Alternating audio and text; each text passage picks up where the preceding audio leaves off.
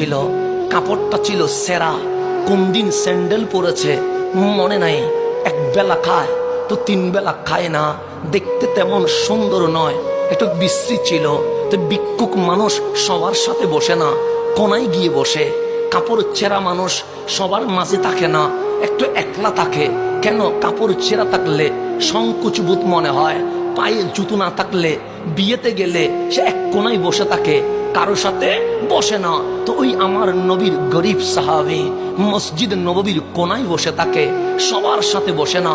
একদিন কামলিওয়ালা মসজিদ নববীতে এসে গেছেন, তাকরীর শুরু হয়ে গেছে। আমি তাকরীর করি নাই, অন্য কেউ তাকরীর করি নাই। পৃথিবীর সর্বশ্রেষ্ঠ মডেল, জিনার কোনো মেসাল নাই, ওই রহমতুল্লিল আলামিন আজকে কোরআনের তাফসীর করছে। দেখলেন সবাই সুন্দর করে বসেছে, কিন্তু এক গরিব সাহাবী, নাম তার জুলাইবিব, কেউ নাম কোনোদিন জিজ্ঞেস করে নাই, কোনায় বসে আছে। কামলিওয়ালা বক্তব্য দিতে দিতে হঠাৎ থেমে গেলেন, ডাক দিয়ে বললেন, সাহাবী আমার, ওই কোনায় যে বসে আছে তারে কি তোমরা চিনো? আতারিফুহু, তোমরা কি ওকে চিনো? তখন সাহাবায়ে কেরাম বলে, লা, নবীর জীবনে কখনো নাম জিজ্ঞেস করি নাই। হ্যাঁ দেখি উনি মসজিদে নববীর কোনায় বসে থাকে, হ্যাঁ দেখি বড় গরিব মানুষ, কিন্তু জীবনে নাম জিজ্ঞেস করার কোনো সুযোগ হয় নাই। আমার নবী বললেন, তাল এদিকে এসো। ওই গরিব সাহাবী উঠে নবীর কাছে আসলেন। আমার নবী ডান হাতটা ধরলেন, ধরে বললেন, সাহাবী শোনো, এটা কে জানো? ওয়া হুয়া জুলাইবিবি, এটা আমি নবীর জুলাইবিব। দেখেন গরিবরে নবী কেমন ভালোবাসছে।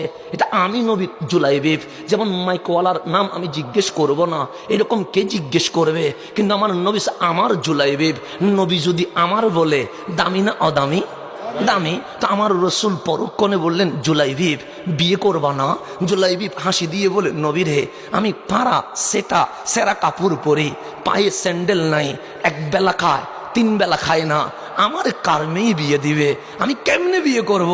কেউ তো জেনে শুনে একজন অসহায় মানুষকে তার মেয়ে কখনো বিয়ে দিবে না।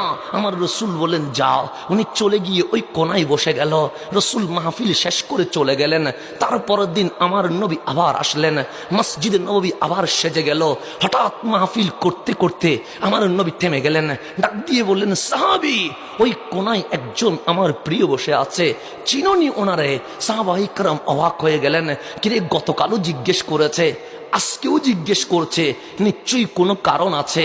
সাহাবায়ে কেরাম বলে, লা, নবী রে, আমরা ওনারে চিনি না ভালো করে। আমার নবী আবার ডাকলেন।